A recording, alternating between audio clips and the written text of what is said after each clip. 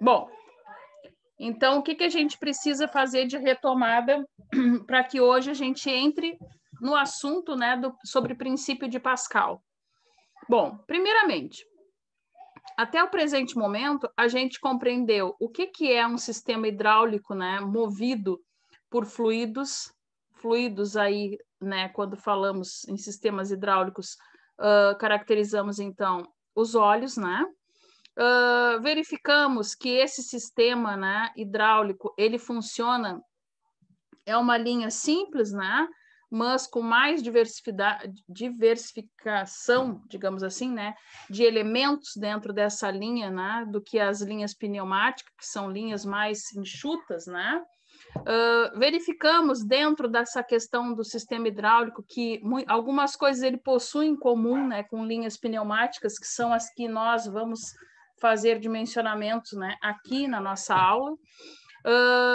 E nesses, né, contrapontos, digamos assim, entre um sistema e outro, nós acompanhamos que no estudo da pneumática, por exemplo, vimos todas ali as características da nossa atmosfera, né, de onde nós temos ali a captação do nosso fluido, que para o caso da pneumática é o gás, e vimos então que para sistemas pneumáticos, né, nós conseguimos trabalhar de acordo com aquilo que fisicamente é possível, né, para esses elementos químicos, no caso o gás, né, no nosso caso, o oxigênio, né, nós vimos então que é necessário nós colocarmos em prática alguns fundamentos, né, físicos lá, né, da física, que se comportam bem aí, né, para esse elemento. Bom, dentro disso, o que nós analisamos? Principalmente na última aula. Nós vimos a fundamentação de 3 leis. Quem é que lembra? 3 leis para os gases perfeitos. Quem está lembrado? Nós sabemos que esses gases, né, eles podem funcionar com 3 variantes, né? Quais são elas? Temperatura, pressão e volume, correto? Sim, né? Dentro disso, nós verificamos que, para cada lei estabelecida, nós temos ali condições, né, de analisar o comportamento de uma, né, condicionante dessas, de temperatura, pressão e volume, ou outra. Bom, vimos que nós podemos ter constantes quaisquer uma delas. Por exemplo, lembram lá quando nós assistimos alguns vídeos de laboratório, nós vimos ali que, às vezes, né, o aumento da temperatura, né, nos faz nós termos ali movimentação, né, de volume e pressão. Nós vimos que a gente consegue trabalhar com a proporcionalidade ou com a inversa, com a questão de ser inversamente proporcionais, né? Um elemento deste sendo analisado ou outro. Bom, dentro disso, nós podemos verificar que, no nosso caso da pneumática, nós temos ali o nosso elemento oxigênio. Ele não precisa de grandes, né, condicionantes para que ele possa ter um funcionamento eficaz dentro da nossa linha. Mas nós vimos como que ele pode se comportar, e isso é uma grande vantagem lá quando a gente quer fazer a confecção, né, o projeto, digamos assim, desta linha. Bom, então, dentro disso, né, só para a gente retomar a lembrança, né, nós vimos que com temperatura constante, o volume ocupado por determinado gás é inversamente proporcional à sua pressão. Bom, vimos até o exemplo, aquele clássico, né, que a gente está acostumado a ver lá desde a escola, né? O exemplo lá da seringa, por exemplo. Não se mexe na temperatura, a temperatura é ambiente naquele caso, né? Então, no movimento de compressão do êmbolo, né, ou de esticamento deste mesmo êmbolo, nós conseguimos ver como que se comporta, né, o volume, né? Nós vimos isso naquela experiência. Bom, depois nós vimos também que sob pressão constante, né, o volume ocupado pelo gás começa a ser diretamente, né, proporcional, ou seja, se é algo direto, toda vez que um aumenta, né, uma condicionante aumenta, nós vimos que a outra condicionante também tem que aumentar na mesma proporção. Então, quando nós temos a pressão constante, nós conseguimos dar esta característica, né, para os gases. A mesma coisa quando nós temos lá o volume, né? Se o volume não seja modificado, né, dentro da nossa experiência, nós temos também uma proporcionalidade entre pressão e temperatura. Gente, isso, né, foi o fundamento básico das nossas últimas aulas. Nós falamos bastante até chegar nesse momento e definir que os gases perfeitos, né, eles funcionam muito bem com essas características. E não são muitas, né? Elas são características bem elementares que nos proporcionam, então, dar, né, a característica conforme, né, a nossa necessidade para que esses sejam manuseados. O que nós temos que ver dentro disso? A questão ainda do princípio de Pascal. Então, o que significa o fundamento aí do princípio de Pascal? Quem é que lembra aí de Pascal? Do princípio de Pascal?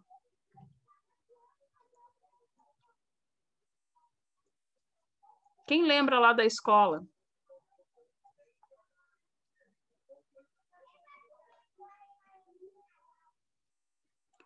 Vocês estão a me escutar bem? Voltando aqui, o que nós temos que compreender para poder estudar o princípio de Pascal? O princípio de Pascal, gente, ele é importantíssimo para nós em diversos campos da física. Por quê? Por que o experimento de Pascal é algo importante e interessa para nós aqui na mecânica dos fluidos, né? Na nossa disciplina aqui de comandos? Gente, ele é uma lei lá da mecânica dos fluidos. Ela foi fundamentada na mecânica dos fluidos. E ela afirma, né, que a pressão aplicada sobre um fluido que esteja em equilíbrio estático, ela é distribuída igualmente, né, sem perdas em todas as partes aí, né, do recipiente que contenha este fluido. Bom, aí eu pergunto para vocês, né, o que isso de fato interfere, né, e nos tem importância aqui. Ó, seu Pedro. Tudo bom? Tudo bem. Então, essa lei, né, do princípio de Pascal, ela está aqui, né? Coloquei aqui para vocês o nosso rascunho, o nosso roteiro, né? Mostrando, então, que a pressão, exatamente como eu falei, né? Ela é aplicada sobre o fluido em equilíbrio estático, distribuída sem perda. Opa! Então, se eu estou falando que esta pressão não vai haver perdas nos meus fluidos, né, no meu recipiente, eu consigo fundamentar aqui a variação da pressão 1, né, tem que ser aí igual à variação da pressão 2. Bom, quando eu admito isso, eu consigo, então, verificar se o princípio de Pascal está correto, né, se está bem fundamentado. Aí eu pergunto para vocês, né, aonde que eu consigo verificar o funcionamento deste princípio de Pascal de acordo com esse enunciado, com essa definição que eu acabo de dizer aqui para vocês? Quem chuta?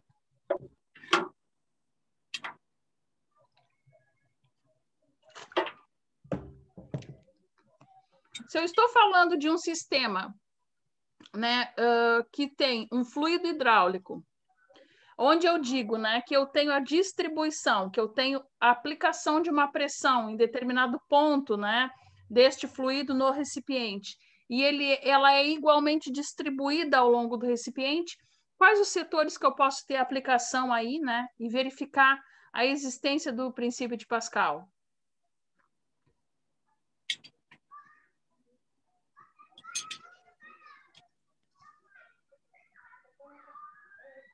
posso dizer que o princípio de Pascal, nesse caso, se fundamenta, por exemplo, num elevador hidráulico? Numa prensa hidráulica? Sim ou não?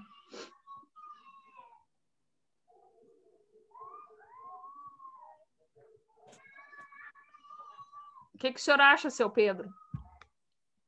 Pô, que eu não peguei o que é o... Estamos falando sobre o princípio de Pascal. Pois é, Pascal.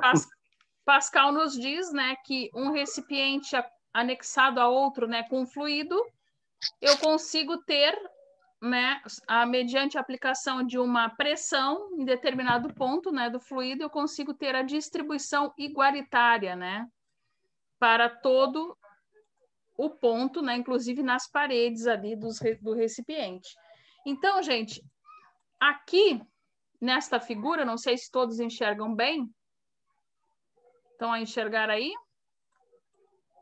Ó, eu tenho aqui 2 recipientes, concordam? Sim. Sim, né? Sim. O recipiente 1, aqui onde eu passo o cursor do mouse, ele é menor, né, que o recipiente 2, concordam? Sim. Sim, né? Notem que eu tenho a interligação de ambos recipientes, né, através de um conector, um tubo, que, vamos dizer que fosse, né, 2 beckers e um tubo aqui, né, interligando. Aqui eu tenho um fluido, onde quando eu aplico a força 1, eu posso dizer que eu tenho a distribuição igualitária, né? Concordam? Ó, eu consigo aplicar uma força 1 que vai fazer, né, aqui a interligação, né, com o segundo recipiente através desse conector, sendo que eu vou ter uma intensidade de força aqui no ponto 2. Bom, lá no enunciado, aqui no slide anterior, eu disse a vocês que uma pressão aplicada sobre o fluido em equilíbrio, notem, voltando à figura, neste caso, eu estou com o fluido em equilíbrio, sim ou não?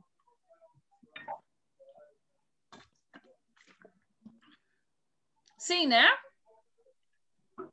Posso dizer que sim, porque eu tenho aqui, apesar de ser 2 recipientes distintos, né, eles estão interligados, o fluido está em equilíbrio. Se eu interligasse uma linha aqui, né, eu conseguiria ver que ambas as colunas dos recipientes estão com a mesma altura, ou seja, estão em equilíbrio estático. Bom, se eu aplico essa força, né, essa pressão, desculpa, em um fluido em equilíbrio estático, ela vai ser distribuída, né, sem perdas para todas as suas partes. Bom, aqui então, baseado, né, no que eu disse anteriormente, se a variação de pressão neste fluido 1 for igual, né, à variação de pressão neste fluido 2, eu consigo fundamentar, então, através do princípio de Pascal, que a força 2, né, sobre a força 1 vai ser aí igual à área 2 sobre a área 1 para este caso aqui. O que é pressão? Pressão, a gente já tinha visto, né? É força sobre área, concordam? Sim, né? Nós já tínhamos fundamentado isso nas aulas anteriores. Então, aqui é um clássico, né, gente? Este desenho aqui, né? Para nós aqui que estudamos aí a mecânica dos fluidos, mostrando, então, como que acontece esse equilíbrio estático, como que isso é possível, e através disso nós temos todas essas aplicações aqui que eu vou mostrar nestes slides para vocês.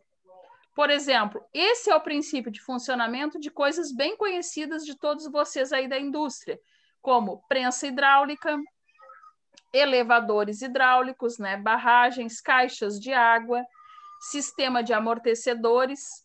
Por quê? Porque nós temos aí, mediante a aplicação de uma pressão, né, a interligação do sistema, deixando aquilo em equilíbrio. Por exemplo, um elevador. Como é que a gente pode fundamentar o princípio de funcionamento de um elevador? Nós temos que ter uma força, né? Capaz de fazer o içamento, por exemplo, através, né, dos hidráulicos do elevador, do mesmo, desde o térreo até sei lá, o 10º andar. E o processo reverso tem que ser verdadeiro. Isso tem vários mecanismos, né? A gente sabe disso, porém, né, o que faz com que o elevador tenha essa eficácia são os hidráulicos dele. E isso a gente vê, né, ali no... Oh, o Rodrigo está na aula também, não tinha visto. Tudo bem?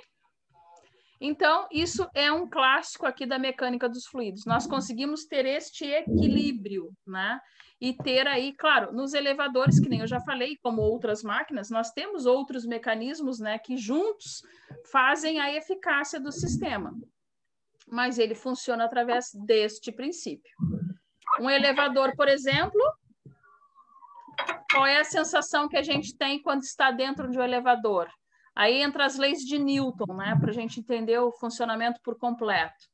Quando nós embarcamos no elevador e vamos com o elevador do térreo para o 10º andar, qual é a sensação que a gente tem quando o elevador começa a subir? A força te empurrando para baixo, né? Perfeito. A sensação que a gente obtém é que estamos sendo empurrados para baixo. Isso é uma lei fundamentada por quem?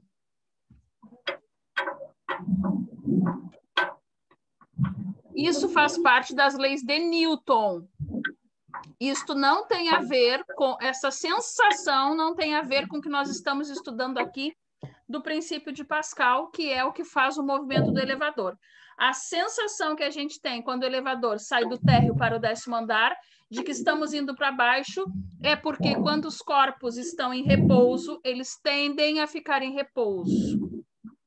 É a mesma sensação que a gente tem dentro de um veículo quando a gente dá partida no veículo. A tendência do nosso corpo sempre é ir para trás quando o veículo está indo para frente, na verdade. Por quê? Porque o nosso corpo, se está em repouso, quer ficar em repouso. Quando vocês estão em alta velocidade, não precisa ser uma alta velocidade, mas numa velocidade, né, mais ou menos aí, vamos dizer, sei lá, 100 km por hora, e precisam fazer uma frenagem brusca, o que que ocorre com o corpo de vocês? Para frente. Para frente. É a mesma sensação lá do elevador, é a mesma sensação do outro exemplo, né? Quando a gente quer dar partida no veículo e o corpo quer ir para trás. Quando a gente freia ao contrário. O corpo sempre quer estar no movimento que ele está habituado naquele momento. Se ele está em repouso, a tendência é ficar de repouso. Se ele está em movimento, a tendência é continuar no movimento. No elevador, quando a gente está lá no 10º andar e vem para o térreo, qual é a sensação?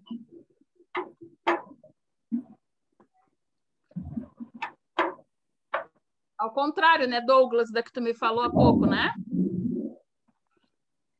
A sensação é de que se flutua.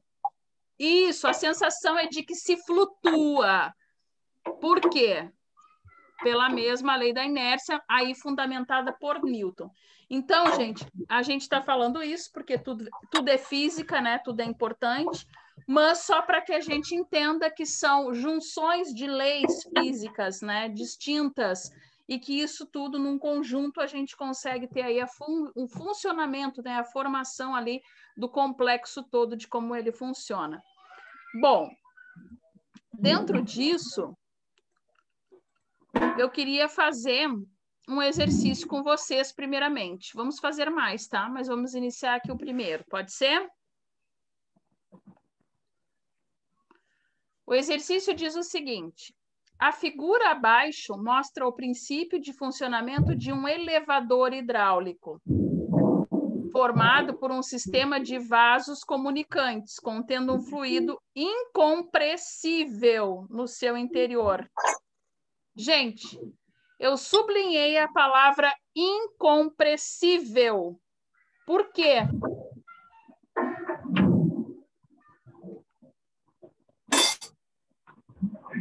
Eu vou voltar aqui para a tela.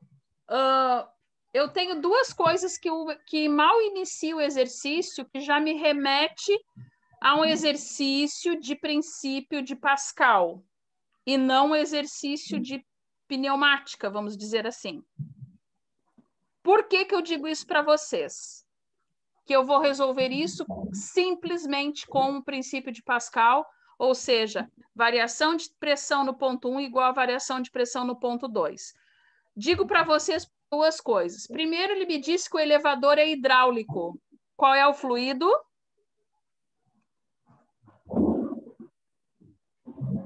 Óleo. Óleo. O fluido é óleo. Segunda coisa, ele disse que o meu fluido era incompressível. Mais uma vez, comprova que o meu fluido é...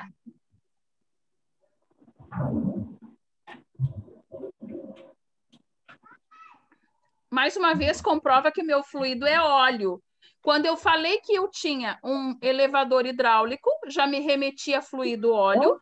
E quando eu falei que era um fluido incompressível, só pode ser óleo. E eu só posso resolver através do princípio de Pascal. Por que que eu digo isso para vocês? Porque oxigênio, o nosso gás, o nosso ar, ele é o quê? Altamente compressível, né? Quando a gente trata aí, né, de um elemento pneumático, a gente está falando de fluido compressível, elástico, né? Com capacidade aí de expansão, de compressão muito grande, infinita, né, praticamente. Então, neste caso, repito, né, para que vocês não errem mais isso, não só aqui em comandos hidráulicos, mas em qualquer outra prova aí que vocês forem fazer de concurso, ou seja lá o que for, não erre mais isso, gente. Essas palavras aqui não precisava a gente fazer cálculo nenhum até agora. Já nos remeteu aí a princípio de Pascal pela característica aí que está dando já no enunciado. Bom, outra coisa que a gente tem que continuar lendo aqui. Bom, contendo o fluido, né, incompressível no seu interior, o slide seguinte diz: considere que a aceleração da gravidade é 10 metros por segundo ao quadrado. Sabendo-se que as áreas das seções transversais dos pistões 1 e 2 são, respectivamente, A1 igual a 0,2 metro quadrado e A2 igual a 1 metro quadrado. O que vocês têm que anotar aí? Ele está nos dando, né, o valor do G, né? Lembram a aceleração da gravidade? A nossa grandeza lá que a gente utiliza para indicar ela dentro de um cálculo matemático é o G, né? Ele está dizendo que pode considerar aí 10. É 10, gente? Sim ou não?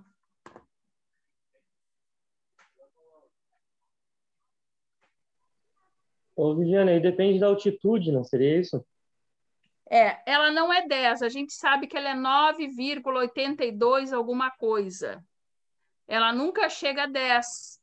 Para fim de cálculo, fisicamente, né? Falando, para fim de modelo matemático aí de cálculo, a gente sempre utiliza 10, a menos que o exercício, né? Se é um laboratório, enfim, a gente vai usar ali os valores normais. Neste caso, ele nos indicou a usar o 10. Bom, quando eu utilizo aqui, ele está dizendo que as áreas dos pistões 1 e 2 são, respectivamente, né? Ou seja, usando a palavra respectivamente, se ele falou pistão 1 e pistão 2, a primeira área tem que ser do 1 e a segunda área que ele falar é do 2. Então, a área 1, 0,2 metro quadrado e a área 2, 1 metro quadrado. Quem puder, vai anotando aí, gente, para a gente poder fazer o cálculo. Beleza? O módulo da força 1 necessária para erguer o peso equivalente a uma carga com massa igual 100 quilograma. Ou seja, vou voltar na figura que nós estávamos aqui atrás. Estão vendo a figura aqui do exercício? Ó, essa é a figura do nosso exercício. Ele tem este fluido aqui, tá? Que é óleo, é um elevador hidráulico, né? Ele quer saber quanto tem que valer o módulo dessa força 1. Para que eu consiga, com esta pequena área que eu tenho aqui, no meu pistão 1, levantar essa carga aqui. Estão vendo aqui a carga? Sim ou não? Me ajudem aí. Para ver se vocês estão entendendo. Hã? Sim. Sim. Quanto é a força 1? Então, a força 1 é a nossa incógnita. É aquela que eu quero saber. Quanto vale a área 1, gente?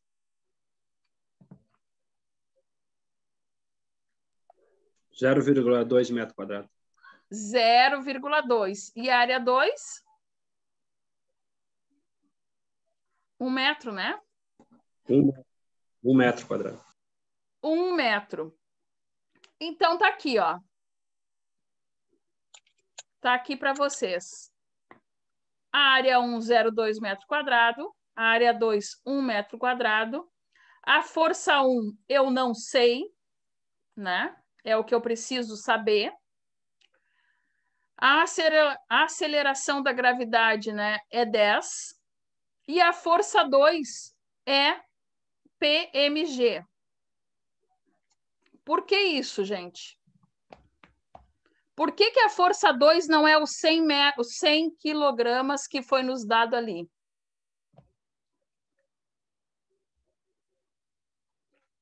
Por quê?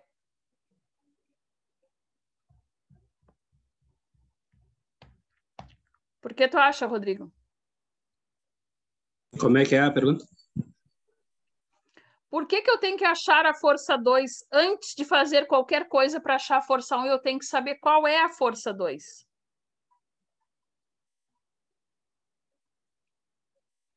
Por que eu não posso dizer que aqueles 100 gramas não é a força 2?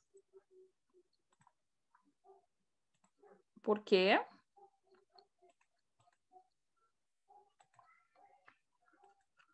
Ó, ele me disse que a força, que o módulo da força 1, né, para erguer o peso equivalente de uma carga com massa igual a 100 kg. Ou seja, a força 1 tem que estar equivalente ao peso desta massa de 100 kg. Ele falou a palavra massa. Palavra massa significa que eu não sei o peso. A massa somos nós. O nosso corpo tem uma massa. Alguns com 50 quilos, outros com 60, com 70 quilogramas, né? Esta é a nossa massa. Lembre que eu sempre comento com vocês. Antes de subir na balança, nós temos uma massa. Quando subimos na balança da farmácia e olhamos ali, nós temos a aplicação de uma massa. Para mim dizer o peso, eu tenho que multiplicar por 10, pela aceleração da gravidade. Isso é o peso. O peso, matematicamente falando, é igual a massa vezes a aceleração da gravidade. Então, mesmo que ele tivesse dito, né, para erguer o peso equivalente de uma carga, ele não precisava ter utilizado a palavra massa. Eu poderia não ter dito aqui. Eu poderia simplesmente dito que é equivalente a uma carga, né? Igual, por exemplo, a 100 quilogramas. Mesmo assim, se eu não tivesse dito a palavra massa, vocês teriam que achar o peso. Por que eu digo isso? Porque está me dando na unidade quilograma. Gente, quilograma eu não posso aplicar numa fórmula matemática, né, numa equação de matemática, aonde tudo está correlacionado a peso, a Newton. Então, eu sou obrigada a achar o peso, correto? Até aí todos entendidos? Tá entendido? Então, eu usei a palavra, né, para não dificultar, mas eu poderia ter dado direto, qualquer prova que vocês forem fazer. Se aparecer isso aqui, não se enganem.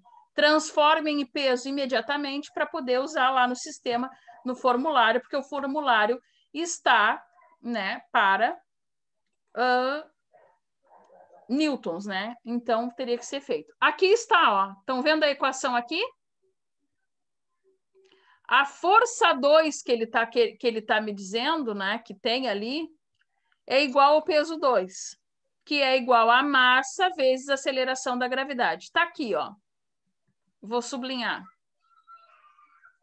Estão vendo aqui, onde eu passo com o cursor do mouse? P igual mg. 100 vezes 10. Daí, 1.000 quilogramas, né?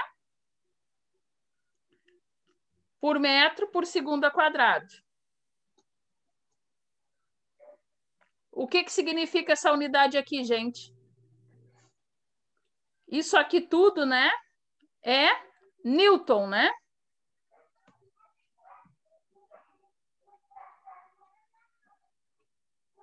Então, se eu for transformar as unidades, eu consigo estabelecer que isto é basicamente Newton. Então, aqui embaixo está direto, ó. Vou sublinhar de novo a resposta.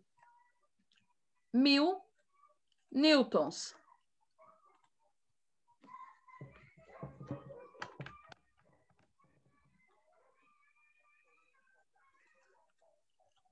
Eu parei um segundinho aqui de gravar para mim poder pôr a minha bateria, tá?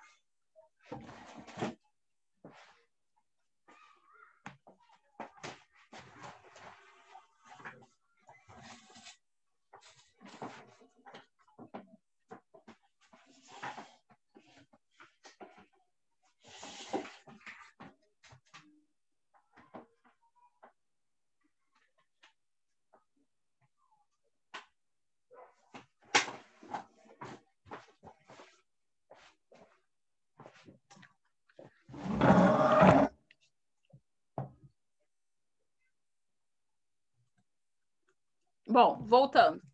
Alguma dúvida até aqui? Não. Me digam para mim poder prosseguir, por favor.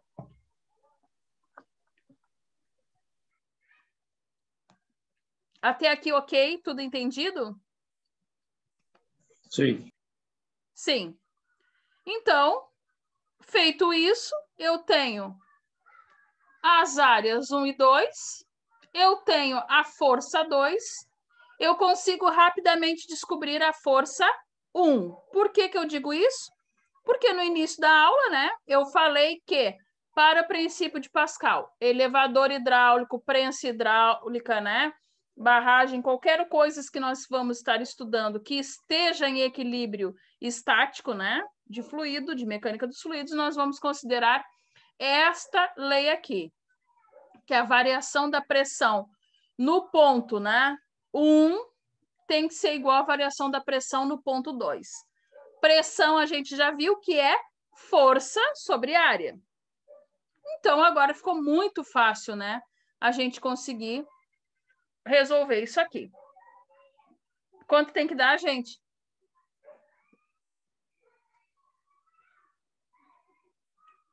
Estou sem máquina.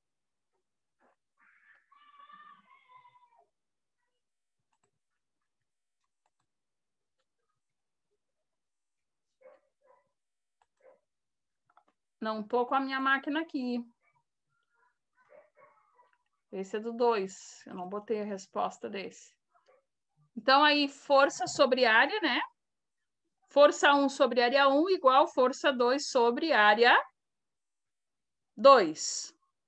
Então, força 1 vai ser o que eu quero saber. Vou botar aqui no cantinho. E aí, depois vocês façam a conta, ok? Força 1 sobre área 1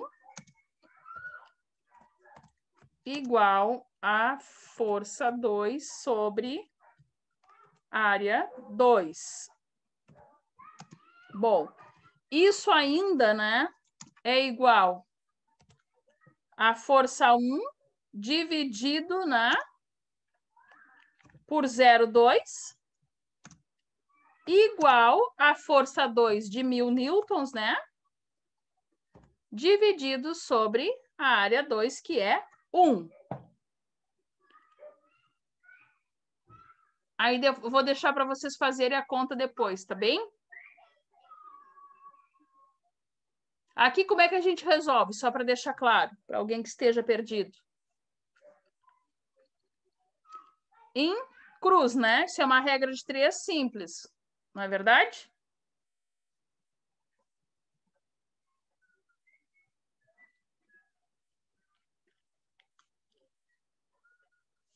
Alguém está copiando? Eu estou copiando, se puder esperar um pouquinho. Tá. Não, a gente espera.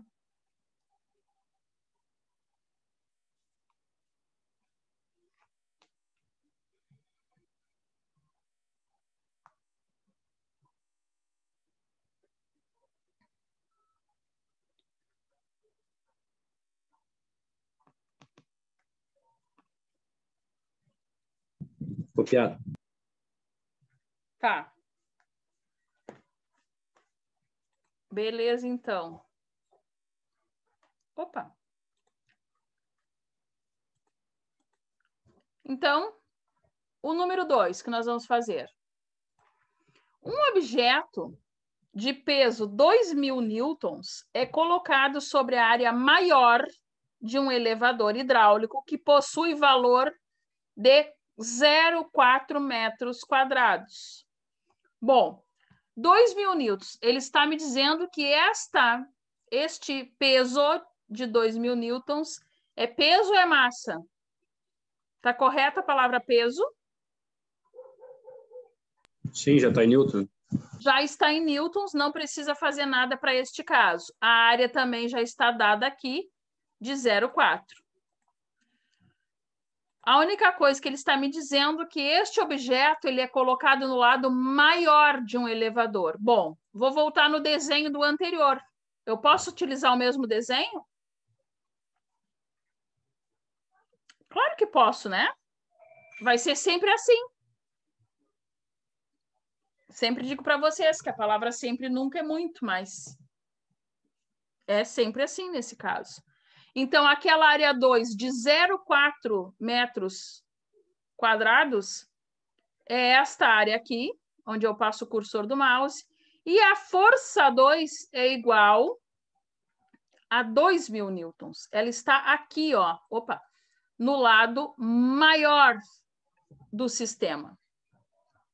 Bom, ok. Ele nos disse isso, vamos voltar. Determine a mínima força necessária a ser aplicada sobre a área menor do elevador, né?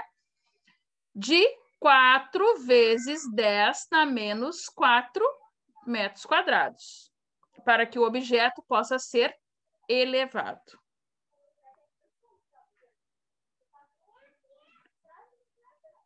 Bom, qual é o problema aqui para ser resolvido, gente?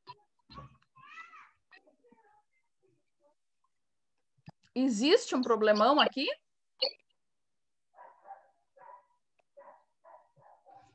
Eu quero saber novamente quanto eu tenho que ter de força 1 que é aplicada no menor cilindro, a área que tem menor volume de fluido, que vai me permitir que ainda assim eu consiga colocar, através do princípio dos vasos comunicantes, tudo isso em ordem e levante este peso aqui do outro lado. É isso. Então, novamente, eu preciso saber da força 1. Bom, Então, continuação, né? A mínima força a ser aplicada sobre a área menor é encontrada por meio do princípio de Pascal, em que variação da pressão 1 é igual à variação da pressão no ponto 2. Este é o princípio de Pascal. Falando em princípio de Pascal, nunca mais esqueçam. Pressão 1 e pressão 2 tem que ter a sua variação igual. Gente, o que eu quero dizer com isso? Não me interessa que a área é maior e a Q é menor. Eu estou falando de pressão. Por isso que eu iniciei a aula de hoje, apesar de estarmos falando lá dos gases, né, como que funciona com os gases, dentro daqueles tutoriais da aula passada, né, que nós vimos, nós conseguimos muitas vezes isolar a pressão como constante e ter variação de quê? De volume e de temperatura, né? Aqui é a mesma coisa. Eu tenho como dizer que a pressão é a mesma. Por que eu digo que a pressão é a mesma?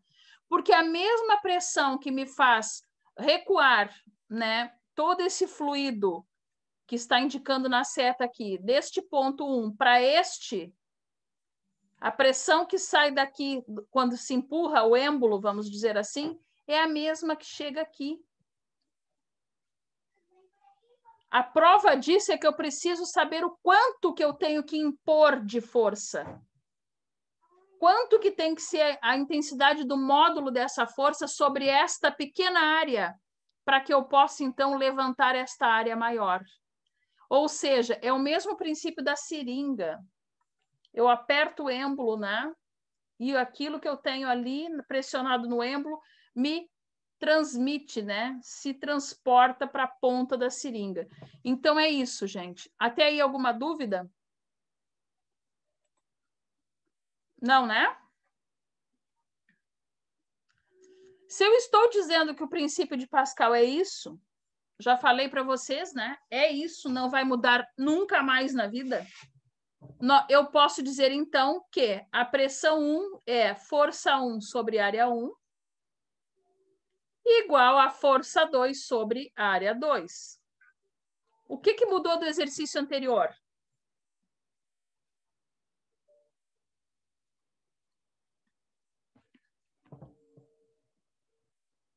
Nada. Eu continuo querendo saber, não me importa que é a força 1, que foi por coincidência, mas eu continuo querendo saber a força em um lado do sistema, a pressão que eu tenho que impor ali, a intensidade do módulo dessa força para que eu consiga levantar o outro lado. Não mudou nada. Continua a mesma coisa, ou seja, eu consigo ainda, né, fazer o mesmo fundamento, força sobre área em um lado, né, neste caso 1, igual a força sobre área no lado 2, que foi o que eu fiz aqui. Ó, que eu coloquei aqui para vocês. Então, neste caso aqui, deixei aqui grifado para vocês terem aí no roteiro. Força 1 é igual a força aplicada na área menor. Beleza, nós já tínhamos entendido isso usando até o desenho, né, do exercício anterior. A1 é a área menor. F2 é o peso do objeto aplicado sobre a área maior. E A2 é a área maior. Então, a variação de força 1 sobre a variação de força 2, né? Que é força 1 sobre área 1 igual força 2 sobre área 2, fica F1 dividido, né, por 4 vezes 10 na menos 4, igual a F2, né, que é 2.000 newtons divididos por 0,4. Isso foi dado no problema.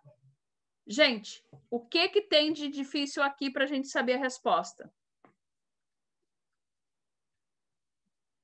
Qual é a resposta? Alguém pode fazer aí para mim?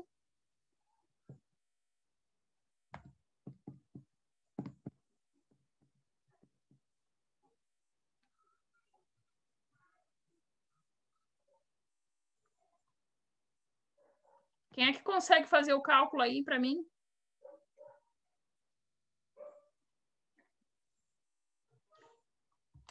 Hein?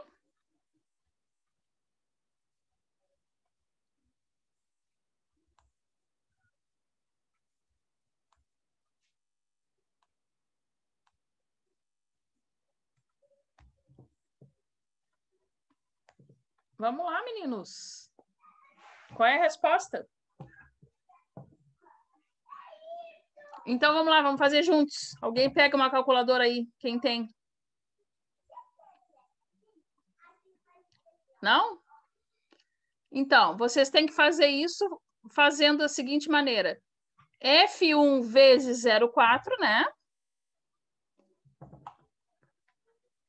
Igual 4 vezes 10 na menos 4 vezes 2.000. Depois, o produto desses 4 vezes 10 na menos 4 vezes 2.000 será dividido por 0,4. Ficou melhor agora? Tá, mas a gente tem o F1? O F1 é o que eu quero saber. Tá aqui, ele vale 2 newtons.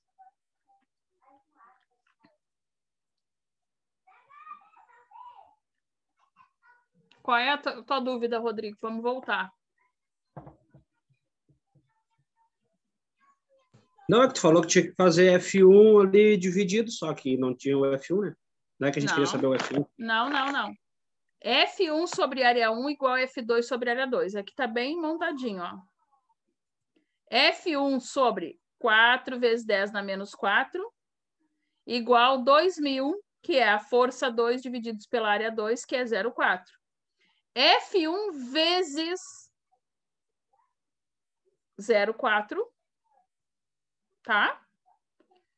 Vai ser igual a 4 vezes 10 a menos 4 vezes 2.000. Isso aqui até eu que coloquei aqui para vocês verem. Isso aqui tem que ser multiplicado em cruz. Lembram disso? Ó. Ok? Só que este produto não está escrito aqui, tá? Porque isso eu peguei o print lá do livro. Este produto vai me dar o quê? 0,4 vezes F1, né? Não é isso? Quando a gente resolve a regra de 3, Rodrigo? Sim. Sim. Igual ao produto disso aqui. 4 vezes 10 na menos 4 vezes 2.000.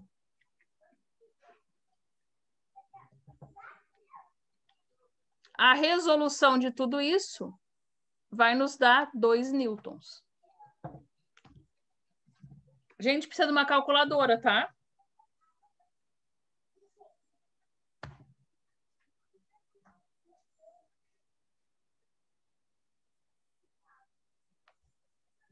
Amanhã, quem tiver alguma, me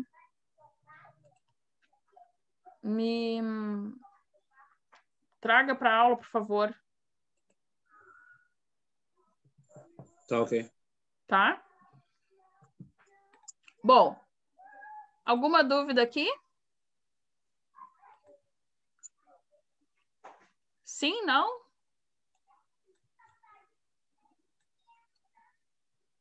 Rodrigo, matou a dúvida? Mais ou menos. Então, voltamos. Aonde tu te perdeu? Não, eu não tinha entendido aquela hora ali que tinha já o F1, entendeu? Ah, entendi. Para começar a resolver. E depois? Não, aí depois tu mostrou que era pelo 2 newtons, né? Aí o F1 é o 2 newtons. F1 é 2 newtons. Ele vale 2 newtons. É o que a gente quer saber. Vamos voltar aqui rapidinho para a gente poder entender. Foi me dado, né, que eu tinha 2.000 newtons. E ele chegou a dizer, né, corresponde ao lado maior do sistema. E me deu uma área, que se eu não me engano era 0,4, né? Isso. Que correspondia a esse. Esta área aqui ele nos deu também. 4 vezes 10 na menos 4. Correto? Isso.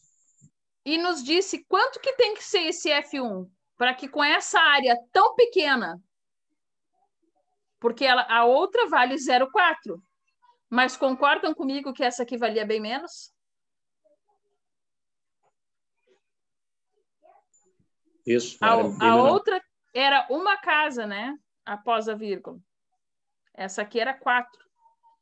Ou compreende também, né? Se compreende que realmente está certo. Ela é o valor da área 1. Aqueles 10 na menos 4 mostrou que ela era bem menor. 4 vezes, né? Que esta aqui. Bom, então até aí, entendido, Rodrigo? Sim.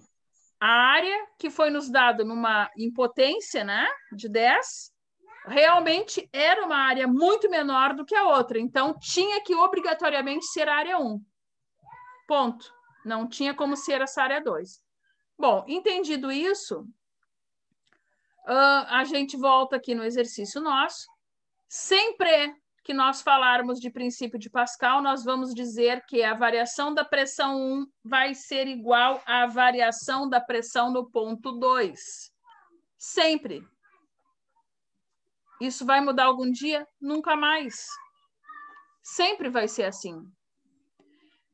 Só que lá nas aulas anteriores da semana passada, nós vimos que pressão, esse P1 aqui, ó, que eu estou falando, tá? Pressão é igual a força sobre área, que está aqui, ó. Tá vendo? Vou botar em amarelo. Pressão é força sobre área. Força dividido por área me dá a pressão. Nós vimos isso de diversos modos, inclusive até em vídeos. Nós vimos, por exemplo, a questão do lápis, né? Nós apertamos com a mesma força, a mesma pressão, o lápis. Se ele tiver com a ponta para baixo, ele perfura. Se ele tiver com a ponta para cima, ele não perfura a minha mão. Por quê?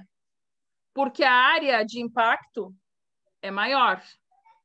Então, isso lá nas aulas anteriores, nós conseguimos ver também que quanto maior a minha área, mantida a força, menor vai dar a minha pressão e vice-versa. Então, pressão e área, elas tinham uma proporcionalidade. Bom, até aí tu entendeu, né? Sim. Sim. Baseado neste conceito de que pressão é força sobre área, que Pascal disse que sempre que eu tiver um elevador hidráulico, uma prensa hidráulica, qualquer coisa que eu queira apertar aqui para içar desse lado, nós estamos vendo nessa característica, né? Mas o içamento, por exemplo, lá de uma girafa, aquela de concreto, né? É a mesma coisa, né? A lança, quando ela aumenta, é isso que está acontecendo ali. Está se mandando fluido numa pressão que aquela coluna de fluido que não é compressível, justamente por não ser compressível, é que ele tem capacidade de mover esse peso. Se ele fosse ar, ele ia ficar barrado aqui, comprimido aqui e não ia mover o peso. Ele não é compressível. Então, ele move isso aqui pela coluna. Então, nós vamos usar sempre esse desenho. Sempre que nós tivermos essa característica, nós vamos aplicar aquilo que eu acabei de mostrar para vocês. Pressão 1 igual a pressão 2. Ou seja, este ponto aqui, força sobre área, tem que ser igual a este aqui, a força sobre área. Então, por isso que eu cheguei nesta conclusão. Isto aqui, F1 sobre esta área aqui, é o quê? É a variação da pressão 1, concorda? Ó, eu vou tentar botar um bloquinho de notas para ver se auxilia.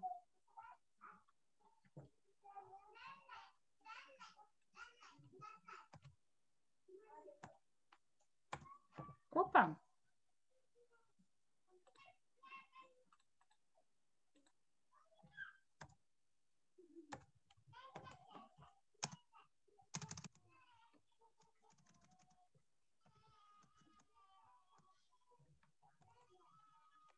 Melhorou? Melhorou. Então, isso é a variação 1 e 2. Por isso que eu cheguei a esses 2 newtons. Gente, 2 newtons é menor do que 2.000 newtons? É menor, né? Por que eu consegui isso? Por que com 2 newtons apenas, eu consigo, com um F1 valendo 2, içar aqui no F2 algo que tem 2.000?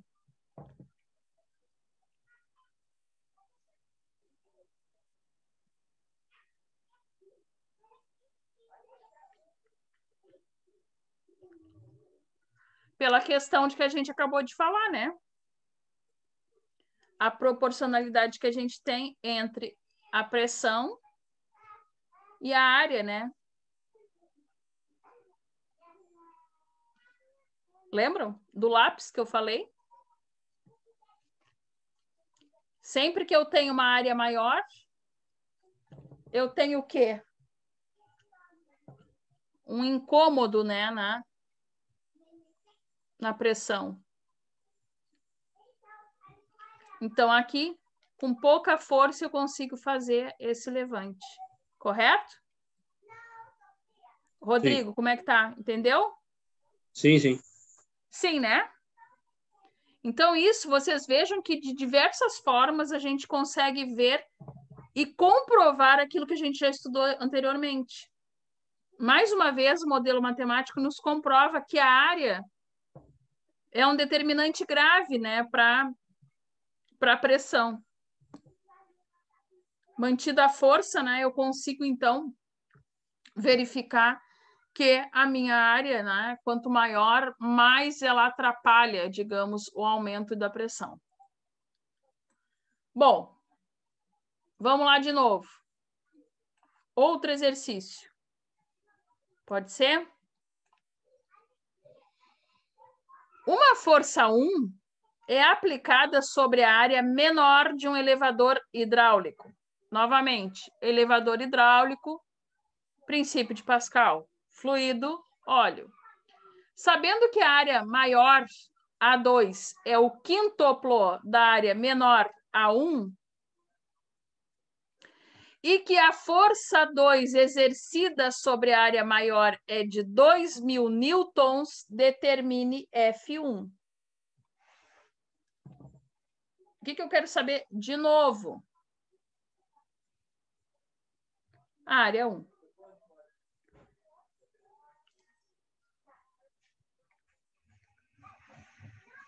Tem alguém copiando?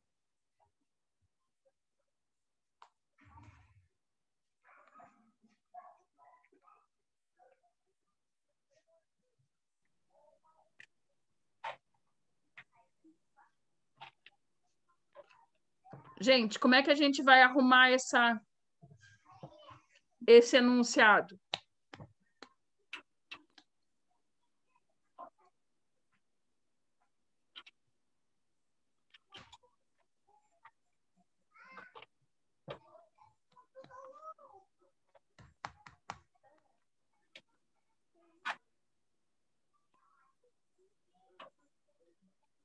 Vamos fazer? Copiaram aí?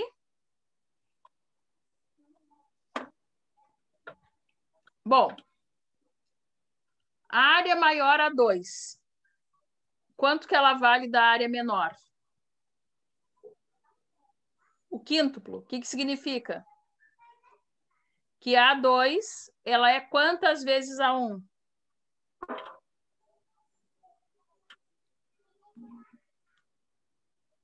Quantas vezes?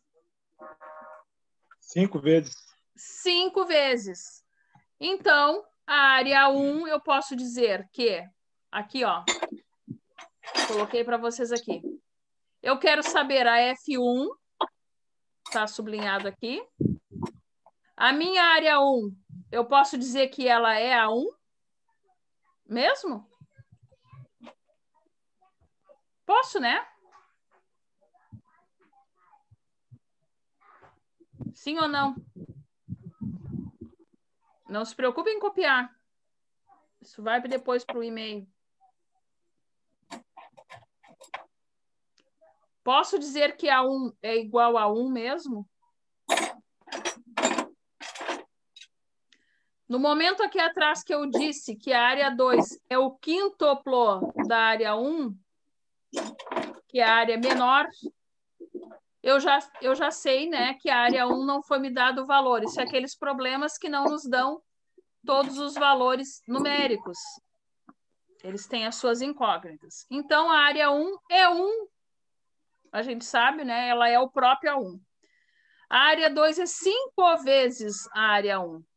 E a força 2 é 2.000 newtons. Bom, baseado no exercício anterior que a gente acabou de fazer, e nos demais, o que a gente sabe? A área 1 vai ter que ser uma área grande ou uma área pequena?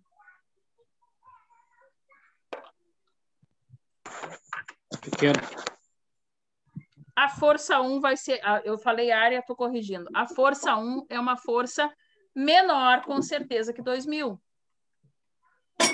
É isso? Bom, eu posso dizer que a variação da força da pressão 1 é igual à variação da pressão 2? Posso? Sim. Devo dizer isso. A variação da pressão 1 é igual à variação da pressão 2. Opa, estamos aqui. Aqui, ó, que eu arrumei melhor aqui para vocês. Se a variação da pressão 1 é igual à variação da pressão 2, significa que a variação da pressão vale F1 por A1, dividido, né, por área 1, igual F2 por área 2. Arrumado como está aqui. Estão vendo? Em branco. Ok? Esse aqui é o valor da área 2. Eu botei numa seta para que vocês vissem. A área 2 é 5 vezes a área 1. Como é que eu vou botar isso no formulário? Na equação? Como está aqui embaixo, gente? Deem uma olhadinha aqui, por favor. Estão vendo esse aqui? Quero isso, vou botar aqui em amarelo, em outra cor aqui para diferenciar. Puxa. Isso é uma cor que vocês enxerguem, né? Amarelo mesmo. Força 1 sobre área 1. A força 1 eu botei uma interrogação do lado. Por quê? Porque eu preciso saber quanto que ela vale. Quanto vale a força 1? Não sei. A única coisa que eu sei é que ela vai ser menor que a força 2, concordam? A gente já sabe que a força do lado menor, da área menor, é sempre menor que a outra. Bom, quanto vale a área 1? O próprio A1. Correto? Eu preciso da certeza de todos para prosseguir. Tá correto isso? Tá, isso. A gente não sabe ainda. Hã? Vale a 1 que a gente não sabe ainda a área, certo? Isso, a gente não nos deu um valor exato de área, mas vocês vão ver que não me importa. Não vai me importar. Bom, 2.000 newtons é quem? É a minha força? 2. 2. Sobre a área 2. Olha o que eu botei para vocês. F2 está sempre dividido pela área 2. Quem é a área 2? 5 vezes a área 1. Eu já disse aqui também. E nesse vermelho. 5 vezes a área 1. O que significa essas cruzes aqui?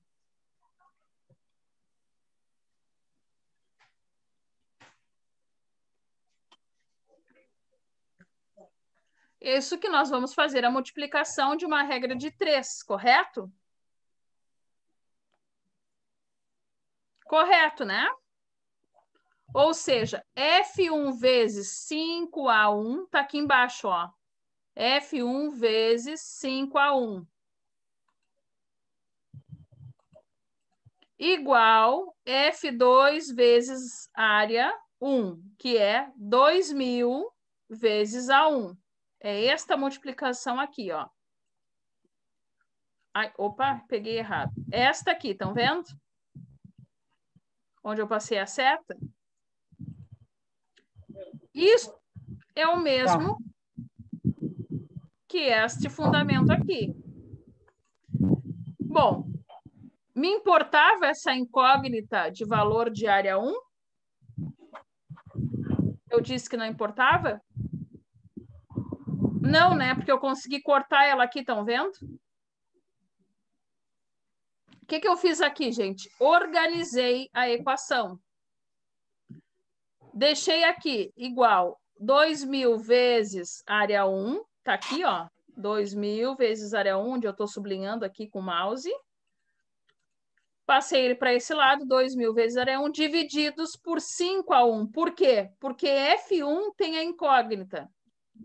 5A1. Então, este 5A1 passa dividindo. Posso cortar área 1 com área 1? Sim. Sim, matematicamente sim, elas têm módulos iguais, então eu posso cortar. Eu fiquei com 2.000 divididos por 5, que deu 400.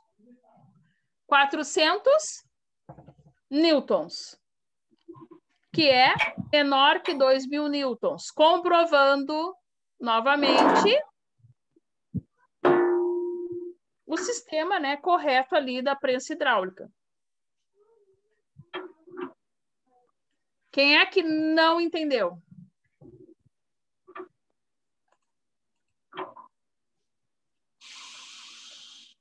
Todos entenderam?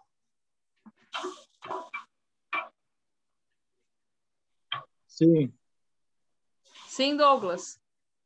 Quem mais entendeu ou quem não entendeu tem que me dizer, gente. Não podemos ir para frente. Entendido.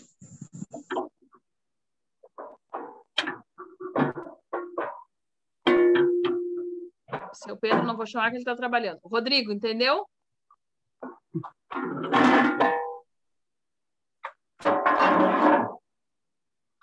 Entendeu, Rodrigo? Sim. Sim? Rogério, os demais, o Luciano, o Igor. Beleza, então. É bem fácil, né?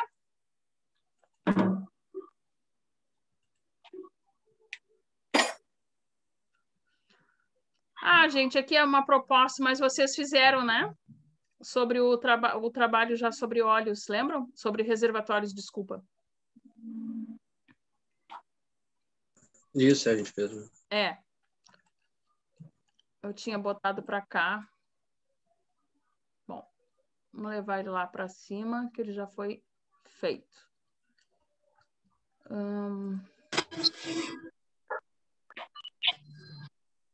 Aqui. Nós temos que entrar na nossa próxima aula em compressores, tá? O que eu quero propor para vocês?